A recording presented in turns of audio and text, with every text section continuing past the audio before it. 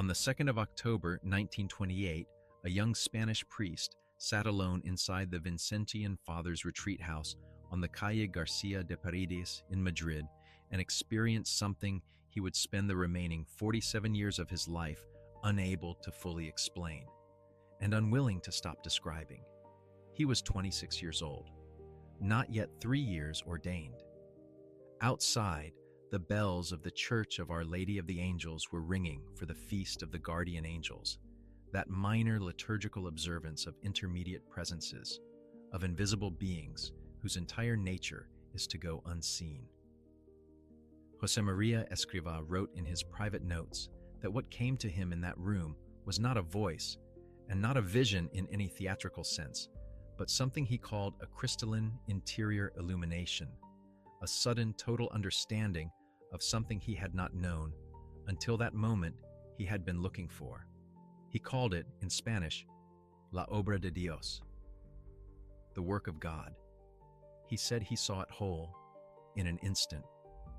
An organization unlike any the Church had ever produced, in which ordinary lay people, lawyers, engineers, shop assistants, nurses, professors, cleaners, would pursue holiness not by withdrawing into monasteries, not by announcing their faith in the secular world, but by sanctifying their daily professional work from within it, invisibly, through discipline and prayer and intention. The secular world, he understood in that moment, was not a distraction from God. It was the field where God's work would be done. He wrote nothing grand that evening. He noted the date. There was no founding document, no membership roll, no ceremony, no announcement. There was only a young priest sitting alone with his certainty in a room where the bells had just fallen silent. Within 80 years, that date would be observed as a feast day by some 95,000 members across 90 countries. 2 popes would declare its founder a saint. The organization built from that interior moment would run one of the world's most prestigious business schools, produce the economic cabinet that transformed a European nation in a single decade, place its members at some of the highest levels of the Vatican, and attach its name to conspiracy theories that would eventually require a Hollywood studio to add a formal disclaimer to a blockbuster film. And then in 2022, in one of the most significant canonical interventions of his pontificate, Pope Francis would quietly, systematically, and without fanfare take apart the institutional privileges it had spent 40 years accumulating. The organization is called Opus Dei, the work of God.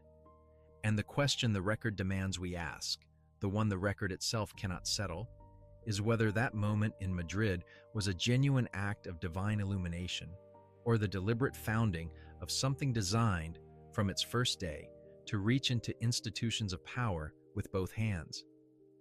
The honest answer is that both of these things may be true simultaneously.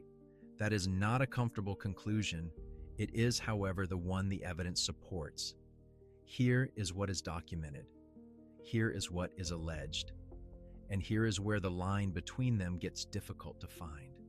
Opus Dei holds a canonical status in the Catholic Church that no other organization in history has ever held. It is the sole personal prelature in the world, a structure so unusual, so precisely tailored to one organization's requirements that the canonical category was essentially invented for this single entity, placing its head in a relationship of near direct accountability to the Pope himself, bypassing the entire diocesan architecture of a church that counts its members in the billions. It held that status exclusively and unchallenged for 40 years, the most powerful Catholic organization of the late 20th century, answerable to almost no one. Then Francis took it away. That is where the story ends. Here is where it begins.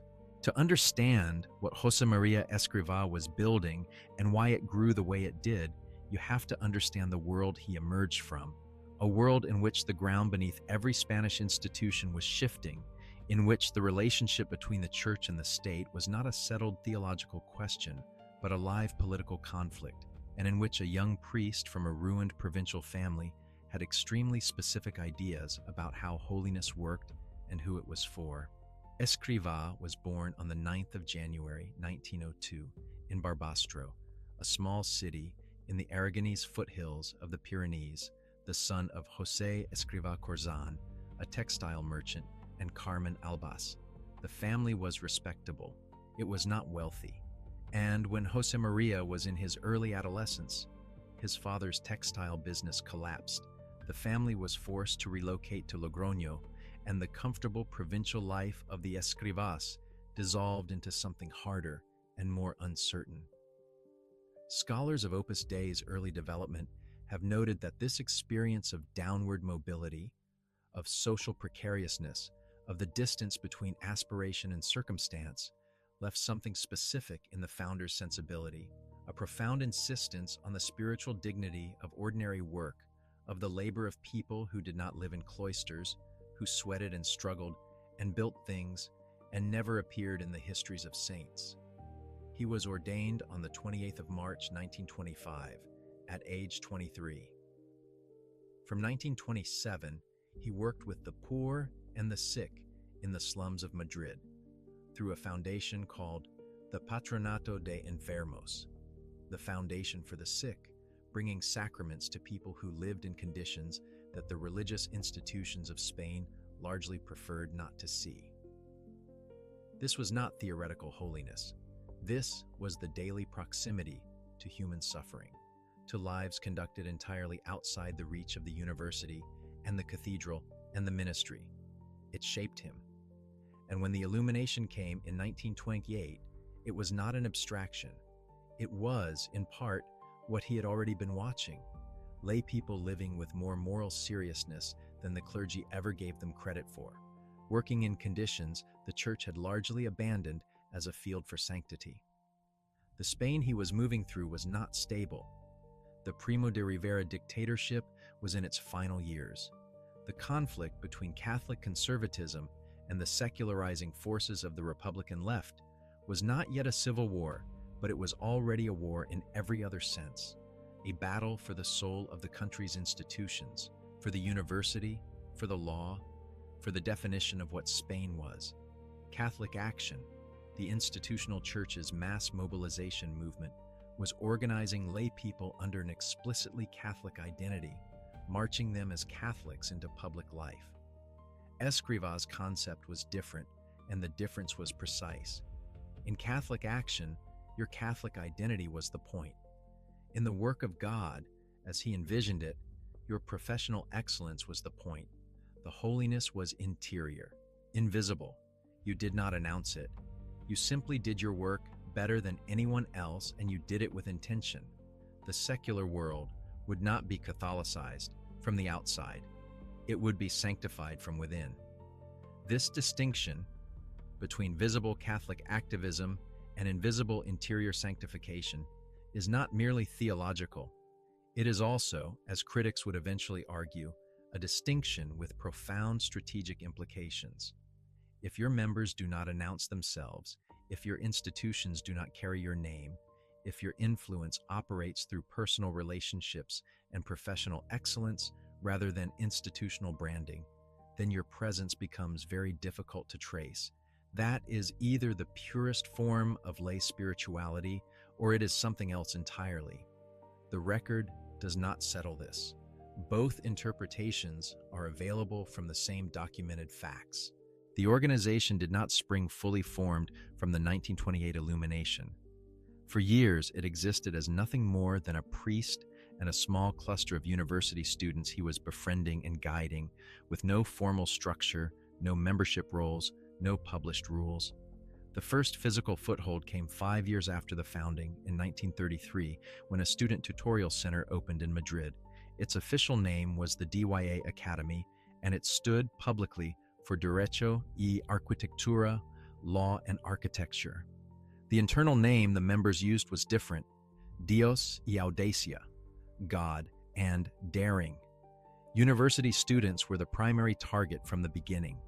Educated young professionals, men who would become lawyers and engineers and politicians and doctors.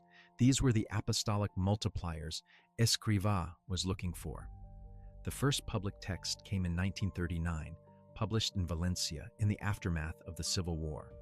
It was called Camino, the Way, a collection of 999 numbered aphorisms compiled from notes Escrivá had been writing since 1928. Short, pointed, sometimes fierce in their demands. Don't say, "That person bothers me." Think, "That person sanctifies me." You must kill your self-love. Point 8 on 10. Blessed be pain, loved be pain, sanctified be pain, glorified be pain. It was not the language of gentleness, it was the language of formation, of the deliberate reshaping of the self through discipline and intention. By 2026, The Way will have been in continuous print for 87 years, translated into more than 40 languages, with some 4.5 million copies sold. Not a fringe text, one of the most widely distributed works of Catholic spirituality in the 20th century. But the civil war that preceded the book's publication had already done something to Opus Dei that would shape its history for decades to come. When the Spanish Civil War broke out in July 1936, the Republican government's zone became, in its first months, the site of the most extensive anti-clerical violence in European history since the French Revolution. The historical record is clear on this. Approximately 7,000 Catholic clergy were killed in the Republican zone during the war. Priests, monks, nuns, bishops. The reasons were complex, the violence chaotic and frequently criminal rather than strategic. But the result was a Catholic Church that had been drenched in blood by one side of the conflict and sheltered by the other. Escrivá fled Republican-held Madrid. He made his way through a terrifying sequence of hiding places. For months, he took refuge in various locations, including the Honduran consulate, until, in the winter of 1937, he joined a group of early Opus Dei members in an attempt to cross the Pyrenees on foot through Andorra into nationalist territory. It was November and December. The mountains, the cold, the danger was real. They made it. He spent the remaining years of the war as a chaplain in the nationalist zone, based in Burgos. This crossing is now a founding myth within Opus Dei. The founder as persecuted survivor, the young organization forged in literal physical danger. But it is not only myth. The historical documentation is clear. He did cross the mountains. The danger was genuine, and the fact of that crossing aligned Opus Dei from its survival moment onward with the nationalist side of a conflict that would define Spanish politics for the next 4 decades.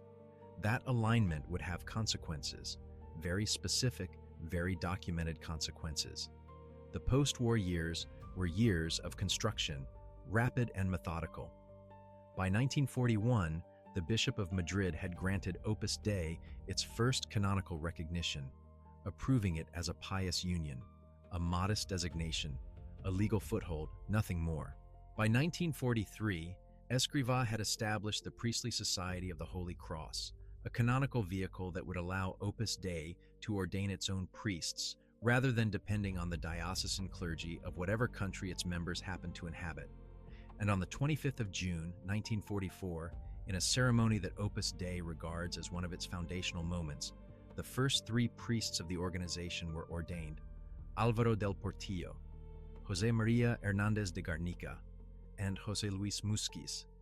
16 years after the founding vision in the Madrid retreat house, the organization had existed for 16 years before it had a single priest of its own. Del Portillo would become Escrivá's closest collaborator for the next 31 years, a civil engineer by training before his ordination, methodical and intellectually rigorous, the kind of man who understood that an organization's long-term survival depends not on charisma but on structure. He would outlive the founder and become the first prelate of Opus Dei, governing the organization from 1982 until his death in March 1994. But in 1944, he was simply a newly ordained priest in a small and still largely Spanish movement, one of 3 young men who had committed themselves entirely to a project whose full dimensions only its founder claimed to see. The international expansion came quickly after the war. Portugal in 1945, Italy in 1946, the United Kingdom in 1946, France in 1947, Ireland in 1947, the United States in 1949. Escrivá himself moved to Rome in 1946, establishing the organization's permanent headquarters there, a large property outside the city center that would become known as Villa Tavire. And from Rome he directed an expansion whose method was everywhere the same: university students, professional networks, personal relationships, no announcing, no institutional Catholic branding, no noise. In 1947, the Vatican granted Opus Dei the status of a secular institute. Escrivá was reportedly unhappy with this. The label implied a quasi-religious identity, a community with the structure of a religious order that was, in his understanding, precisely what Opus Dei was not. He spent the following decades in patient, methodical lobbying for a canonical category that did not yet exist, one that would reflect what he insisted was the organization's true nature, a structure for secular people, not a religious institute at all. He was right that the category did not exist. He would not live to see it created. But to understand why the canonical category mattered so much, why he spent so many years of his life on a question that sounds from the outside like ecclesiastical bureaucracy, you have to understand what Opus Dei actually was, structurally, from the inside. And that requires looking at something the organization's critics have spent decades documenting, and which the organization itself has spent decades explaining, and which the two accounts have never quite agreed on. The structure of Opus Dei is not a single thing. It is a layered architecture of commitment, and the layers are not equivalent. Most people who encounter descriptions of Opus Dei in popular culture imagine something like a secret brotherhood of powerful men, all equally initiated, all equally bound. The reality is both more complex and in some ways more revealing. At the widest layer are the supernumeraries, who make up roughly 70% of the total membership, married lay people living ordinary family lives, attending spiritual direction, committing to daily prayer, giving financially to the organization, but otherwise integrated into the world in ways that are visible and unremarkable. Many supernumeraries are publicly known as members. They do not, in general, use the corporal mortification instruments associated with Opus Dei in the popular imagination. They are the visible face of the organization in most countries. Below that, in terms of numbers, but above it, in terms of commitment, are the associates, also celibate, also committed to most of the obligations of the top tier, but living outside the organization's residential centers, usually because of family care obligations. At the center, and this is where the documented accounts diverge most sharply from the official description, are the numeraries, approximately 20% of total membership, celibate, university educated as a general pattern, living in Opus Dei residential centers, sex segregated, under the supervision of the organization's directors, surrendering the great majority of their professional income to the prelature, fully available in principle for apostolic assignments wherever the organization needs them. This is the tier that is recruited most intensively, that is formed most completely in Opus Dei's particular understanding of interior life, and that is the source of almost all the critical accounts that have emerged over the past 4 decades. And then, invisible within the female numerary category, there is a subgroup that the research brief of serious critics returns to again and again: the numerary assistants. Women drawn disproportionately from lower socioeconomic backgrounds, according to multiple independent ex-member accounts, who staff the domestic operations of Opus Dei centers: cooking, cleaning, laundry, maintenance. Opus Dei describes this as a specific, equally valued vocation of service, freely chosen. Critics, including sociologists using standard structural analysis, describe it as a domestic labor force whose role is obscured during the recruitment process, recruited from communities with fewer material alternatives and governed by the same intense controls as all numeraries, without the professional networks or educational opportunities that numerary life affords the more privileged tier. The organization disputes this characterization. The ex-member accounts are consistent across decades and countries. The record is not settled. What the record is settled on, and this is important because popular descriptions have sometimes been either sensationalized or simply wrong, are the two instruments of corporal mortification that Opus Dei's members, or at least its numeraries, have used as a matter of documented internal practice. The first is the cilice, a spiked metal chain worn around the upper thigh beneath ordinary clothing for 2 hours per day on most days of the week, excluded on Sundays, feast days, and certain liturgical periods. It causes sustained physical discomfort and, over time, minor skin abrasion. It does not draw significant blood. It is not designed to draw blood. Its purpose, in the theological framework Escrivá built into the organization from its earliest years, is to unite the members' minor physical suffering with the suffering of Christ's passion, to make the body a conscious participant in the spiritual life rather than an obstacle to it. This is not an Opus Dei invention.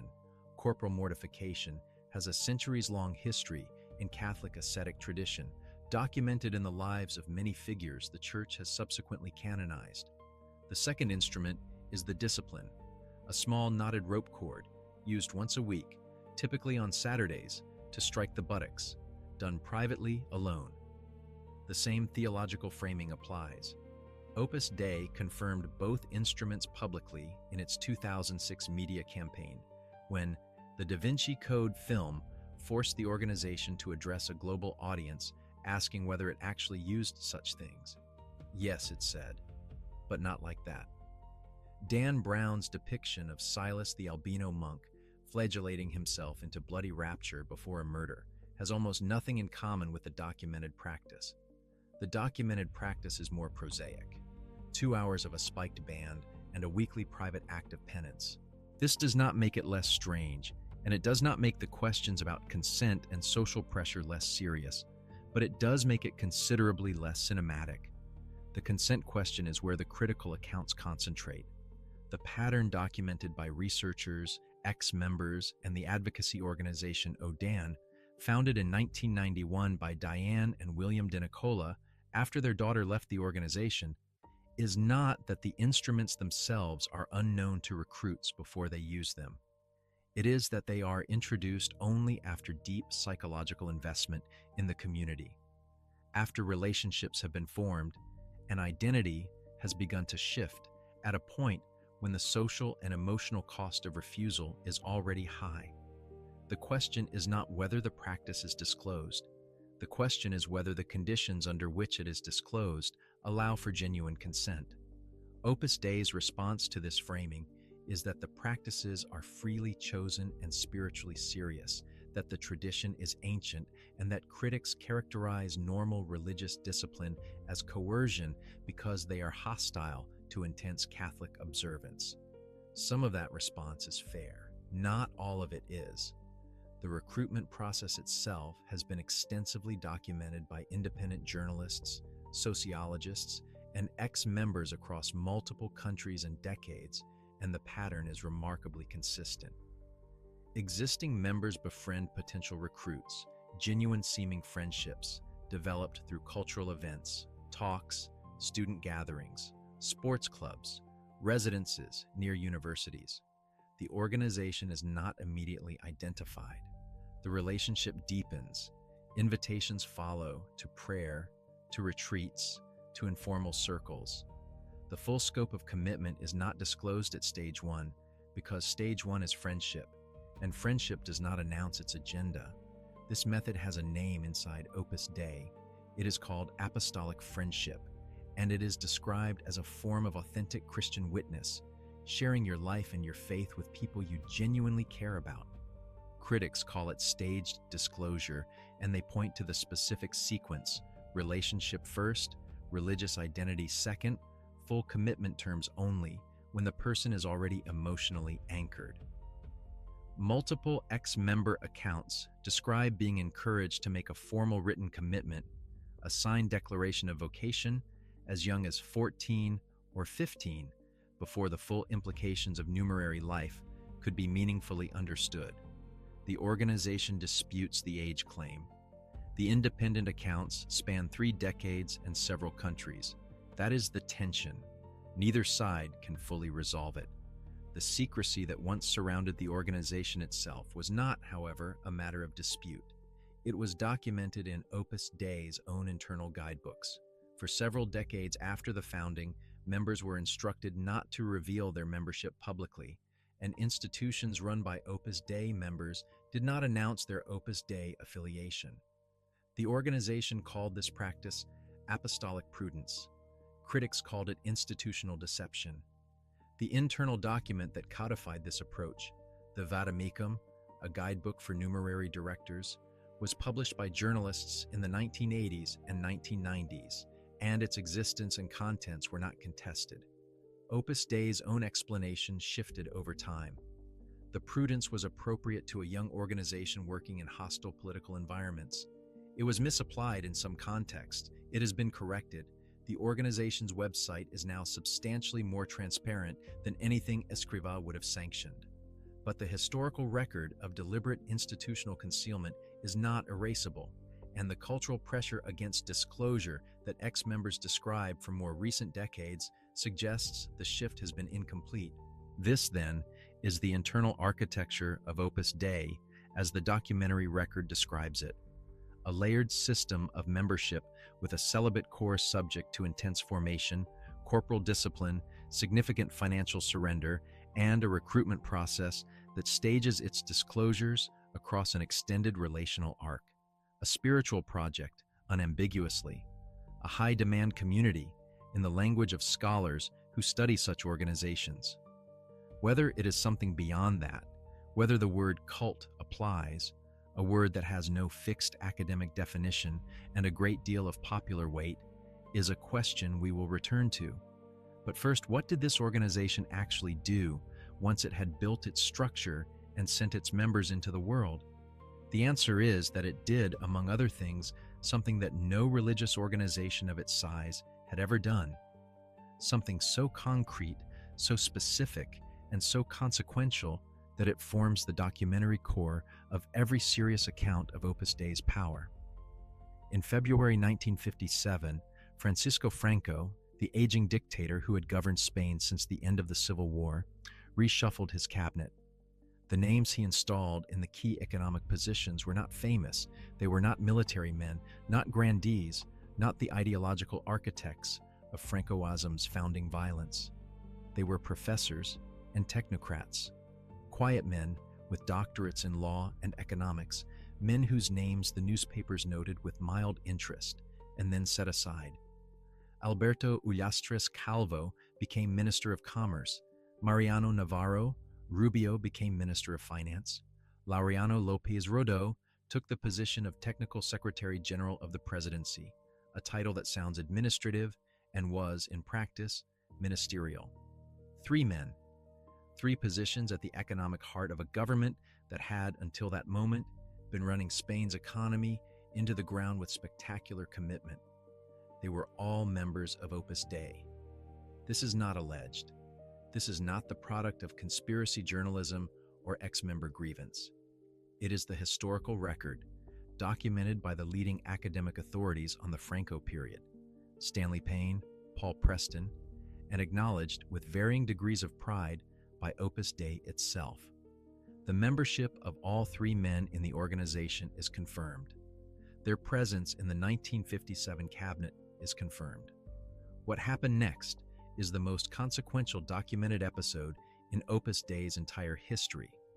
Spain in 1957 was an economic catastrophe.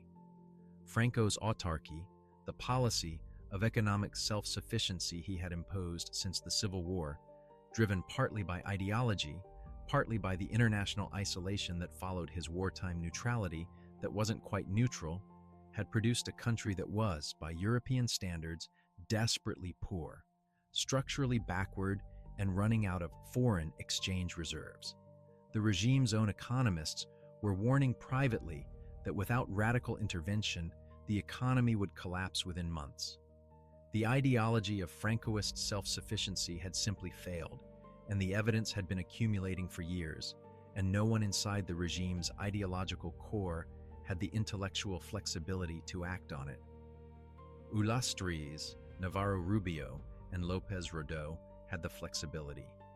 In 1959, they produced what became known as the Stabilization Plan, a program of economic liberalization that effectively dismantled the autarky, submitted Spain to the discipline of the International Monetary Fund and the World Bank, opened the country to foreign investment and tourism revenues, and created the conditions for one of the most dramatic economic transformations in modern European history.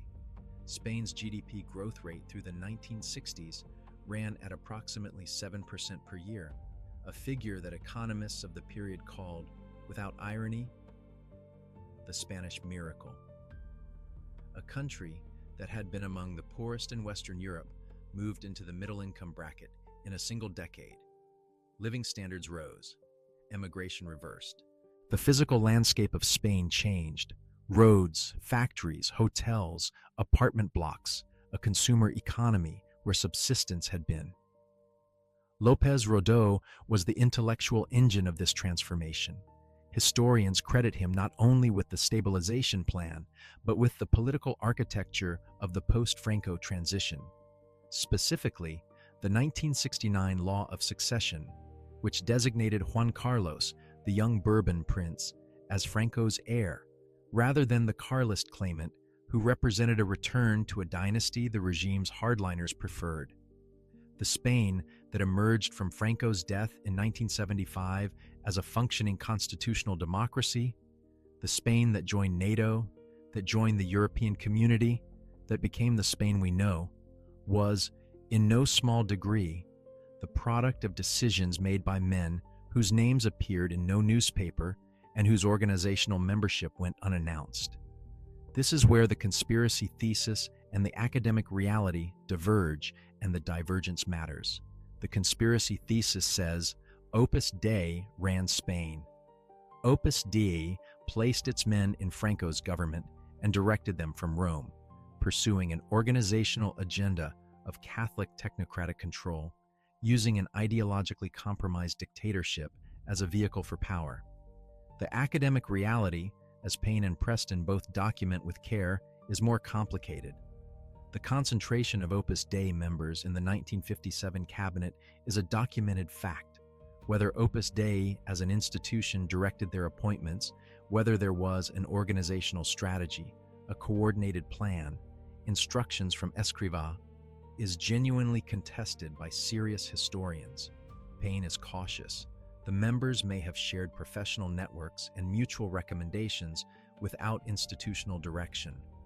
Preston is less willing to accept Opus Dei's official disclaimers entirely. Neither concludes that the organization ran the government as a corporate project. What both conclude is that Opus Dei members had more concentrated influence in Francoist Spain's economic administration for roughly 12 years between 1957 and 1969 than in any other government in history. That is itself remarkable. It does not require the stronger claim to be significant. Opus Dei's own position on this has always been that its members act as autonomous individuals in professional and political life, that the prelature takes no corporate political positions, and that concentrations of members in any given field simply reflect the result of shared formation and shared professional values, not organizational direction. This is plausible. It is also convenient, and it is ultimately unverifiable, because the instructions from Escrivá in that period were delivered in personal conversations and retreat settings, and Opus Dei does not open its internal archives to independent researchers. What is clear is that after 1957, the world was watching. The word technocrat entered Spanish political discourse as a specific reference to Opus Dei-affiliated economists and administrators. The association between the organization and elite power was no longer rumor. It was visible. And visibility cut both ways. It brought the organization influence in the circles where influence was accumulated, and it brought it enemies in every political camp that those circles excluded. The Franco episode did something else too, something that would shape Opus Dei's trajectory in ways more important than any cabinet appointment.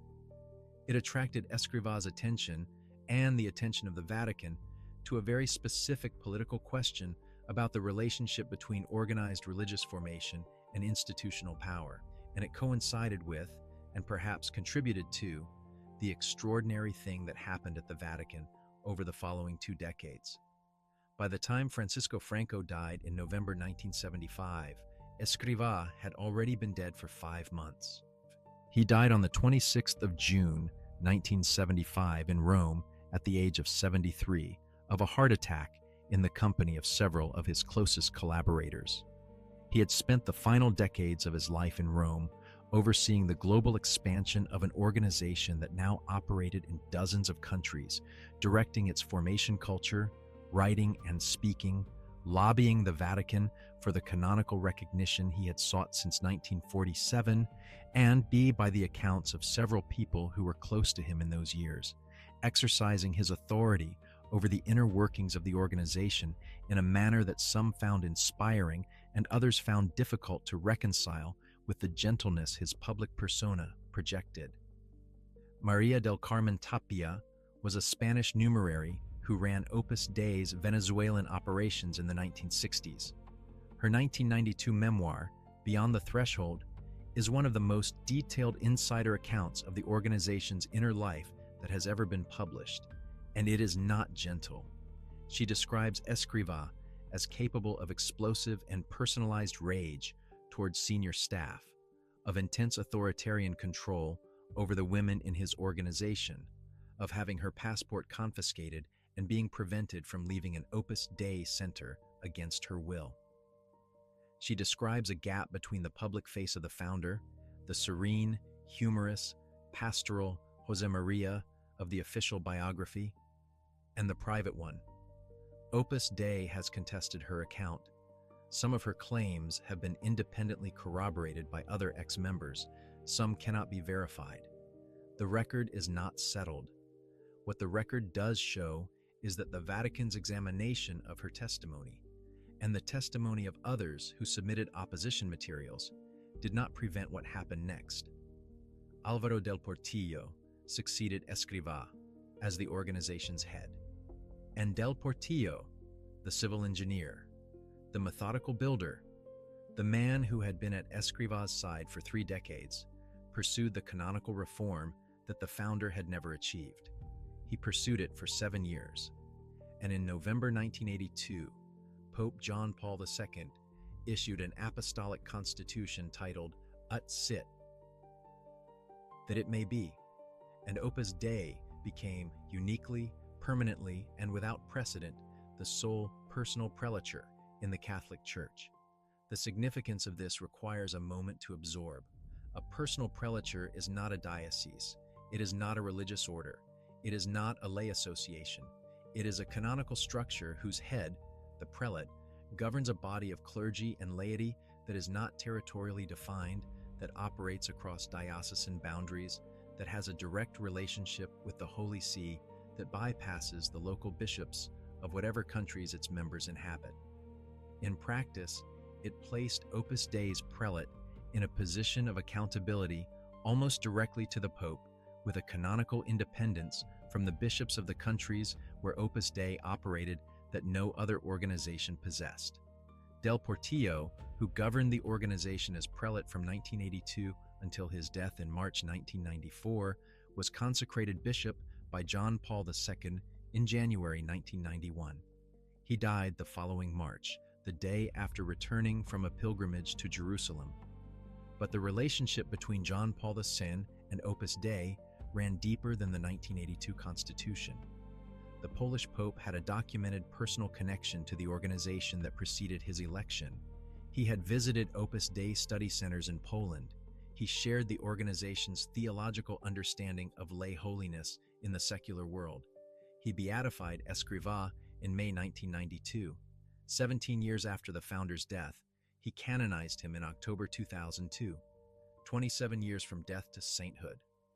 The crowd at the canonization ceremony in St. Peter's Square was estimated at somewhere between 300,000 and 400,000 people, many of them transported and accommodated through the organization's global logistical network.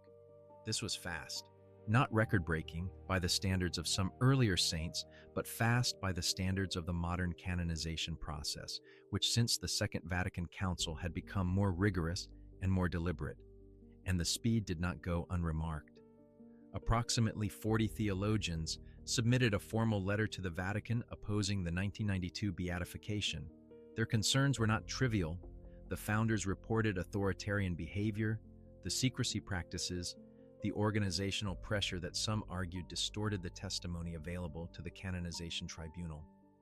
A formal submission was made by John Roche, a former Opus Dei member who had worked closely with Escrivá. Tapia's own materials were submitted. The traditional devil's advocate, the promoter of the faith, the official role whose job was to argue against proposed canonizations, had been abolished by John Paul II in 1983, before the Escrivá cause reached its critical stage. Critics noted the timing. Defenders noted that the two medically certified miracles required by canon law, the healing of Sister Concepcion Boulin's skin lesion for the beatification, the remission of a Costa Rican bone cancer case for the canonization, were examined by the Vatican's Medical Commission and found to have no natural explanation by the standards the Commission applies. You are allowed to hold both of these things at once, that the miracles were certified by the process the Church uses for all canonizations, and that the process had structural features, in this specific case, that made independent scrutiny harder than it might otherwise have been. The record supports both. It does not support a simple conclusion in either direction. What the record does support is something the Vatican itself, 20 years after the canonization, would finally acknowledge through action rather than statement. Pope Francis did not condemn Opus Dei. He did not investigate it, did not discipline it, did not say anything publicly that could be construed as criticism of its founder or its members. He beatified Álvaro del Portillo in September 2014. He created Javier Echevarría a cardinal in February of that same year. He received Opus Dei's leadership in formal audience. None of that changed. What changed on the 14th of July, 2022, when Francis issued an apostolic letter titled Ad Charisma Tuendum.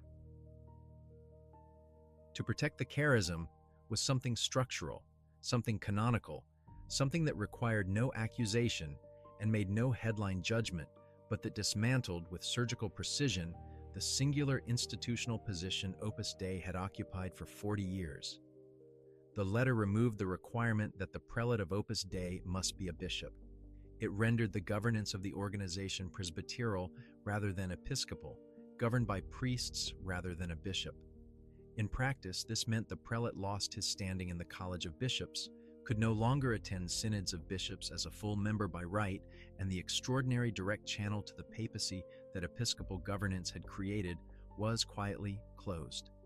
Then in March 2023, new statutes replaced the 1982 originals, and Opus Dei was directed to report not to the Pope directly, as it had since Ut Sit, but to the dicastery for the clergy. One office among many in the Vatican bureaucracy, subject to ordinary oversight by ordinary means. Francis framed the change as a return to the organization's original lay charism.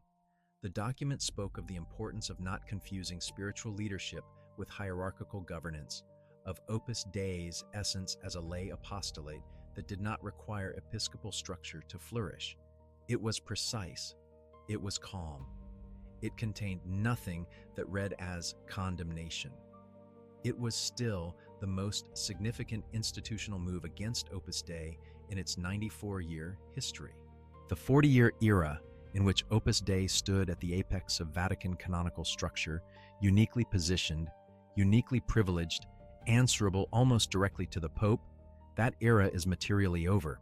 Whether what replaces it is a more humble and authentic return to the founding charism or a managed reduction of an organization that accumulated more power than the Holy See wished to sustain depends on who you ask. The record offers the facts. The interpretation is genuinely open. Fernando Ocariz, a philosopher and theologian born in Paris to Spanish parents in 1944, has been the prelate since January 2017, confirmed by Francis after election by the General Congress. He was 72 at his appointment. He is, in personal style, the least publicly visible prelate the organization has had. Intellectually serious, institutionally loyal, a professor's profile in an administrator's role.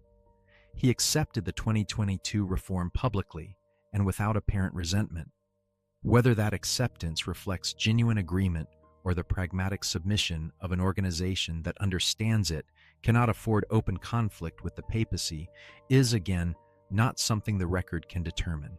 What the record can determine is what Opus Dei is, in concrete institutional terms, as of 2026. 93 to 95,000 members in more than 90 countries. Slow growth in Latin America and sub-Saharan Africa. Flat or declining numbers in Western Europe. The University of Navarra, founded in Pamplona in 1952, remains one of Spain's leading private universities. Its School of Communication is among the most respected in Spanish-speaking journalism, its medical school significant, its law faculty generating the kind of alumni who appear in Spanish corporate and legal life for decades after graduation. The IESE Business School, its graduate management school, is ranked consistently among the top 5 globally for executive education by the Financial Times, an institution not given to ranking sentimentality. The Clínica Universidad de Navarra operates major private hospital campuses in Pamplona and Madrid. The Pontifical University of the Holy Cross in Rome, Opus Dei's own pontifical university, founded in 1984, trains clergy and lay people in philosophy and theology with direct access to the Vatican's academic ecosystem. Strathmore University in Nairobi, affiliated with Opus Dei and granted university status in 2002, has become one of Kenya's most respected institutions. Its business school, a significant pipeline for East African professional formation, schools and residential centers in the United Kingdom, Ireland, Australia, the Philippines, the United States, continental Europe, a global educational infrastructure whose funding structure is not published, whose central budget is not disclosed, and whose aggregate revenues academic researchers estimate in the low billions of euros, with the caveat that those estimates conflate the prelature's own finances with the finances of separately incorporated lay-affiliated entities and cannot be independently verified. Opus Dei does not publish its accounts. It never has. This is where the allegations against the organization find their most legitimate ground, not in the dramatic imagery of conspiracy, not in assassin monks or banking cartels, but in the simple fact of opacity. An organization of this size, with this educational infrastructure, this professional network, this history of institutional influence, operating without consolidated published accounts, without a membership role that can be independently cross-referenced, without an internal governance structure subject to external audit, such an organization will generate conspiracy theories the way certain geological formations generate radon, not because of deliberate intent, but because of what accumulates in the absence of air. The allegations run the full spectrum from the serious to the absurd. At the serious end, the documented questions about recruitment practices, about the conditions of numerary life, about the consent environment around corporal mortification, about the management of members' relationships with their families. These are not inventions. They are the consistent, independent, decades-spanning testimony of people who left the organization and whose accounts were examined by parliamentary committees in France and Belgium, who testified before academic researchers, who submitted sworn statements to advocacy organizations, who wrote memoirs whose core claims have not been definitively refuted by Opus Dei's own counter-narratives. The French Parliamentary Monitoring List of 1999 is real. The Belgian Parliamentary Committee assessment is real. Neither constitutes a formal dangerous sect designation, and the distinction matters legally. But the fact that two serious European democratic legislatures looked at this organization and concluded that something warranted watching. That is not nothing. At the more speculative end of the allegation spectrum, the claim that Opus Dei coordinates a global network of political and financial power, placing members in governments and corporations across the world in a systematic project of institutional capture. This claim circulates in various registers of seriousness, from the footnoted to the unhinged, and it deserves the response the evidence supports, which is that the documented reality of Opus Dei's influence is already remarkable enough to make the conspiratorial amplification unnecessary. The organization does not need to be secretly controlling governments. It ran the economic cabinet of a European country for 12 years and transformed that country's economy. It produced the world's fifth-ranked executive business school. It had a unique canonical relationship with the papacy for 4 decades. These things happened. They are documented. They are genuinely significant. The leap from significant documented influence to global coordination of institutional power is a leap the evidence does not support, and making it actually undermines the seriousness of what the evidence does show. The Hansen case is a specific instance worth handling carefully. Robert Hansen, the FBI special agent convicted in 2001 of having spied for Soviet and Russian intelligence for 22 years, the most damaging espionage case in FBI history by the Bureau's own assessment, was a publicly confirmed Opus Dei member. This is documented. He reportedly attended Opus Dei circles and used the organization's social network as part of the community structure of his life. None of this implicates Opus Dei as an institution in espionage. Hansen operated individually, with individual motivations, that no serious investigation has linked to the organization he attended.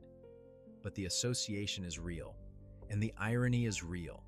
The most penetrating intelligence agent in American history was a devout member of an organization accused of being a secret power network. The record does not know what to do with this. Neither does anyone else. What we can do, and what this story demands, is look directly at the most common errors in popular accounts of Opus Dei and state plainly what the record shows. This is the part the popular story tends to get wrong, and it gets it wrong in ways that are specific, consequential, and, in the case of the largest error, completely understandable given the journalistic ecosystem in which Vatican-adjacent scandals are reported. The Da Vinci Code depicted Silas as an albino monk, a member of Opus Dei, committing murder in the service of the organization's hidden agenda. Every element of that depiction that relates to Opus Dei is factually wrong. Opus Dei has no monks. Monks are members of religious orders: Benedictines, Dominicans, Franciscans, Cistercians. Opus Dei is explicitly not a religious order. Its members are lay people and secular priests. There are no habits, no monastic vows, no contemplative enclosures. There is no enforcement structure. There are no officers with disciplinary authority over members in any sense that resembles the novel's invention. Sony Pictures added a disclaimer to the film. Opus Dei launched a media campaign that listed the novel's errors with the systematic thoroughness of an organization that had spent decades being misrepresented and had finally been handed, by a thriller writer's imagination, a target it could actually correct in public. The absurdity was, in a specific and documented way, useful to the organization. Being accused of something obviously fictional is far more comfortable than being examined on the documented record. The larger error, the one that persists in serious journalism rather than thriller fiction, is the conflation of Opus Dei with Roberto Calvi, God's banker, and through Calvi with the Banco Ambrosiano collapse of 1982, one of the most dramatic Vatican-adjacent financial scandals of the 20th century. Calvi was found hanging under Blackfriars Bridge in London. The Vatican Bank paid $244 million to Ambrosiano's creditors, acknowledging what it called moral involvement. The scandal sits at the intersection of Italian organized crime, Vatican finances, and clandestine political networks, and it has been the subject of serious journalism and several judicial proceedings. Calvi was a member of P2, Propaganda Due, a clandestine Masonic lodge run by Licio Gelli, which counted among its members politicians, military officers, industrialists, and intelligence operatives, and which functioned as a state within the state in Italian public life during the 1970s and early 1980s. P2 and Opus Dei are not merely different organizations. They are, in a meaningful sense, organizational opposites. Freemasonry has been formally condemned by the Catholic Church since the 18th century, and Opus Dei is among the most intensely orthodox Catholic organizations in existence. No judicial proceeding has established a documented financial relationship between Opus Dei and Banco Ambrosiano. No credible investigative journalism has done so either. The confusion exists because both P2 and Opus Dei are described as operating through personal networks, because both are associated with Vatican-adjacent power, and because the Calvi story is so dramatic that its details tend to attract surrounding material like a magnet attracts iron filings. But they are separate. Mixing them is a categorical error. It is, as the record stands, a cardinal error. And that pun is intended. What the story of Opus Dei actually is, stripped of the accretions of thriller fiction and journalistic cross-contamination, is something at once more human and more disquieting. It is the story of a man who had a genuine religious experience, or who believed he did, which may be the same thing, and who built from that experience an organization so tightly formed, so methodically constructed, so skilled at operating through institutions rather than announcing itself above them, that by the time the world began asking serious questions about what it was doing, it had already produced saints and cardinals and cabinet ministers and business school graduates and university medical centers and the economic architecture of a nation. The influence was not hidden in the way that conspiracy theories imagine hiding, through codes, through signals, through shadow councils in darkened rooms. It was hidden in the way that all deep institutional influence is hidden, through relationships, through formation, through the long cultivation of professional networks that begin in student residences and continue through careers that span decades. And the honest reckoning with that history requires holding open the question that Josemaría Escrivá himself would have found most challenging. Not whether the founding vision was real, but whether what was built in its name remained faithful to it.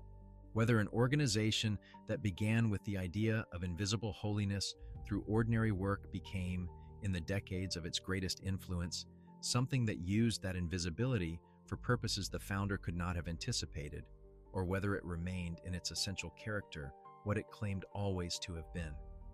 The record does not settle this. The record never settles questions like this. What it does show, with full documentary weight, is that on the morning of October the 2nd, 1928, in a room where the bells had just finished ringing for the Feast of the Guardian Angels, a 26-year-old priest from a provincial family that had lost everything sat down with what he believed was a complete understanding of something the world had not yet seen. He wrote nothing grand. He noted the date. And then for the next 47 years, he built. The bells still ring over that street in Madrid. The retreat house is still there. Whatever passed through that room, whether it was divine or human, or the particular combination of the two that most serious things turn out to be, it was enough to change, in specific and documented ways, the history of at least one country, the canonical architecture of the largest religious institution on earth, and the professional formation of nearly 100,000 people alive today, operating in 90 countries, in careers their organization does not announce, and their membership does not advertise. The guardian angels, whose feast it was, go unseen. That was always the idea.